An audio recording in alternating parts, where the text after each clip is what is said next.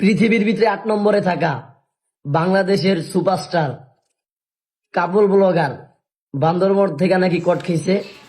আসলে আবারও চলে আসলাম বাংলাদেশে ছাগলে কি কয়। মানে ভালো মানুষের দাম নাই, বুঝছেন ভাই, বেশি কিছু বলার নাই। তোমার যে বয়স হয়েছে বিয়ে শাদী তো কইরা লাইছে, এখন তুমি যদি ওরকম অগমত সুপারস্টার হইতে যাও তাহলে তো ভাই তোমার স্যালাইন দিতে হইব, আর তোমার বউরে যে কি কি দিতে হইব এইটাও আমার বলার কিছু নাই। ভালো থাকবা আর এইসব চিন্তাধারাটা চেঞ্জ করো, বুঝছো? সুপারস্টার হইতে চাও, কাপল ব্লগার হইছে, একদম বরাবর যাইব কিন্তু, বুঝছো? ওটা আড়াইও না, আর অল্প বয়সে বিয়ে করছো, বেশি পাইকে গেছো। ওই যে আমাদের বিয়া ছিল, এরা কইতো অল্প বয়সে পাকিলে বাল, দুঃখ থাকিবে চিরকাল।